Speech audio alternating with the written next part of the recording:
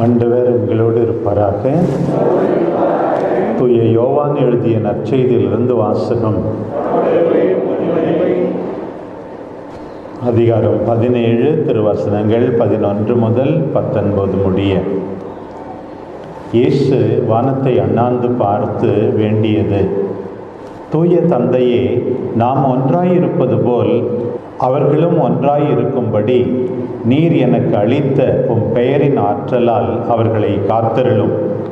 நான் அவர்களோடு இருந்தபோது நீர் எனக்கு அளித்த உம் பெயரின் ஆற்றலால் அவர்களை காத்து வந்தேன், நன்கு பாதுகாத்தேன்.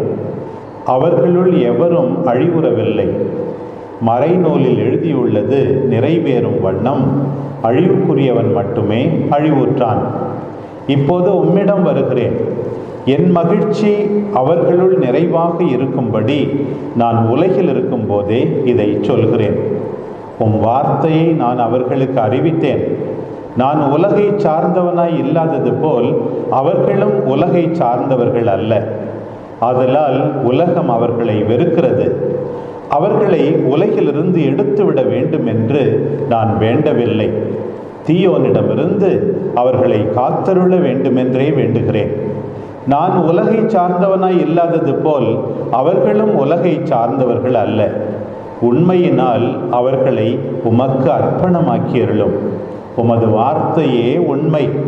நீர் என்னை உலகிற்கு அனுப்பியது போல நானும் அவர்களை உலகிற்கு அனுப்புகிறேன். அவர்கள் உண்மையினால் உமக்கு உரியவராகும்படி அவர்களுக்காக என்னையே உமக்கு அர்ப்பணமாக்குகிறேன். இது கிறிஸ்து நமக்கு வழங்கும் நற்செய்தி. பிரியமானவர்களே, ஒவ்வொரு குருவும் மக்களுக்காக அர்ப்பணமாக்கப்பட்டவர். இன்றைய நற்செய்தி பகுதியின் இறுதி வாக்கியம், உண்மையினால் உமக்கு உரியவராகும்படி அவர்களுக்காக என்னையே உமக்கு அர்ப்பணமாக்குகிறேன் என்கின்றார் நம் ஆண்டவர். பிரியமானவர்களே, இன்றைக்கு ஆண்டவர் சொல்லுகின்ற இன்னும் சில முக்கியமான செய்திகள் இருக்கின்றன.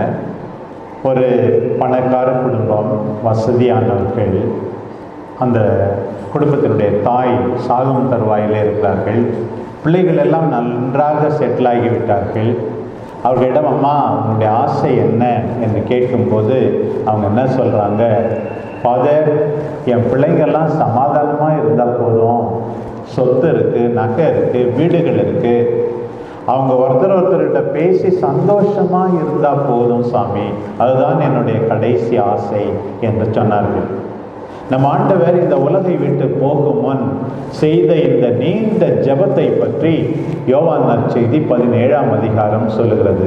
ஆண்டவர் சொன்ன முதல் வேண்டுதல், அவர்கள் ஒன்றாயிருப்பார்களாக, that all may be one என்று ஆண்டவர் ஜெபிக்கிறார். பாருங்கள், நாம் திருப்பலிக்கு வருவது, ஆண்டவருடைய வார்த்தையை வாசிப்பது, நற்கருணையை உட்கொள்வது, நம்முடைய குடும்பம், நம்முடைய உறவினர்கள் எல்லாரும் ஒன்றாய் இருக்க வேண்டும் என்று இந்த ஆண்டவருடைய ஜெபத்துக்கு வலு கொடுக்கும் விதத்தில் நாம் எல்லாரும் வாழ கடமைப்பட்டிருக்கிறோம். ரெண்டாவது, இன்றைக்கு வந்த இன்னொரு ஜெபம், ஆண்டவர் என்ன சொன்னார்? என்னுடைய சீடர்கள் இந்த உலகை சார்ந்தவர்கள் அல்ல. உலகத்தினால் வருகின்ற எத்தனையோ சோதனைகளை ஆண்டவர் அறிந்திருந்தால் போல் இருக்கிறது. எவ்வளோ அநியாயம், அக்கிரமம் நடக்கிறது. ஐயோ, என்னுடைய பிள்ளைகள் இவற்றால் பாதிக்கப்படாமல் இருக்க வேண்டும் தந்தையே. என்னுடைய சீடர்களை நான் இவ்வளவு நாள் வழி நடத்தினேனே, 3 ஆண்டுகள் வழி நடத்தினேனே, அவர்கள் உலகத்தினால் தாக்கப்பட்டு விடக்கூடாது.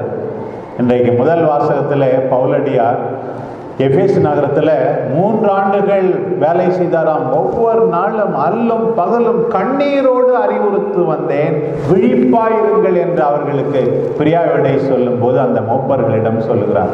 அதே தான் பாருங்கள், ஆண்டவரும் சொல்லுகிறார், தந்தையே, அவர்கள் உலகை சார்ந்தவர்கள் அல்ல, உலகில் இருக்கிறார்கள். உலகத்தினால் அவர்கள் கரப்ட் ஆகக்கூடாது, கெட்டு போகக்கூடாது. பிரியமானவர்களே, நாம் அனைவரும் அப்படித்தான் இருக்க வேண்டும்.